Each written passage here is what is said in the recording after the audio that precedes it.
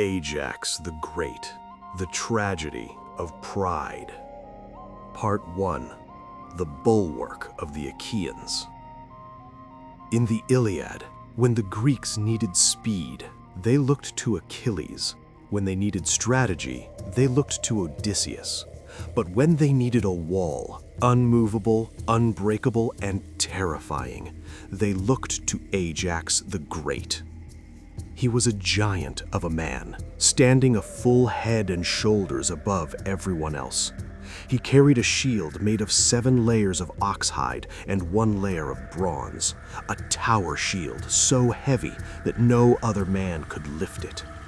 He was the only major hero in the entire Trojan War who never received help from the gods during battle. He didn't need it. He fought with raw strength and grit.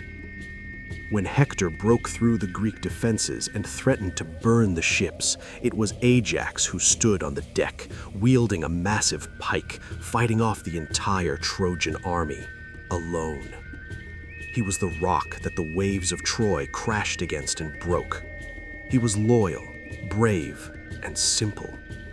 He believed that if you fought hard and protected your friends, you would be rewarded. He was wrong. Part 2. The Contest for the Armor.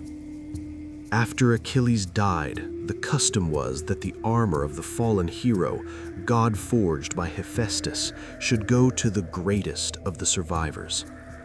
Everyone knew it should be Ajax. He was the strongest, the one who saved Achilles' body from the Trojans. But there was another claimant, Odysseus.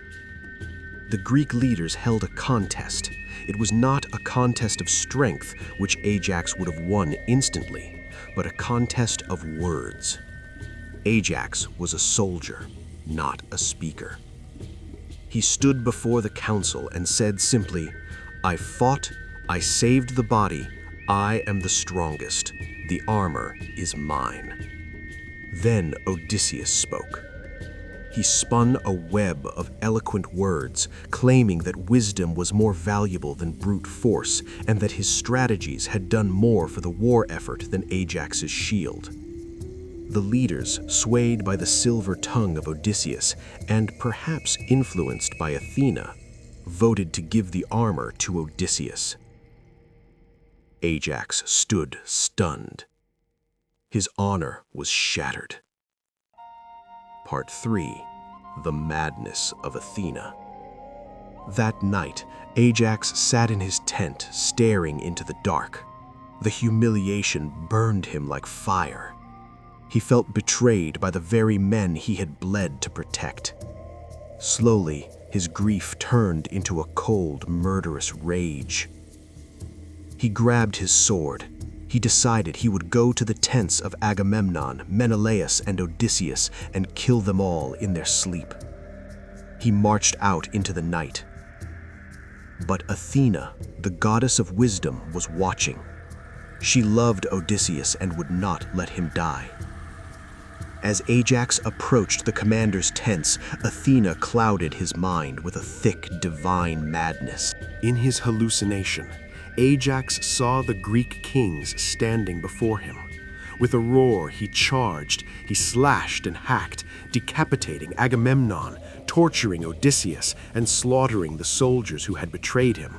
He felt the warm blood on his hands and laughed with the satisfaction of revenge. But when morning came, the madness lifted. Ajax blinked and looked around. He was not standing in the commander's tent. He was standing in the middle of the camp's livestock pen. The kings he had killed were sheep and cattle. The Odysseus he had tortured was a ram. He was covered in animal blood, standing amidst butchered farm animals. The Greek soldiers were gathering around, pointing and laughing. The great hero, the bulwark of the Achaeans, had been reduced to a butcher of livestock. The shame was absolute. For a man like Ajax, honor was life. Without it, he was already dead. He could not return home to his father, Telamon, empty-handed and disgraced. He could not stay and face the mockery of the Greeks.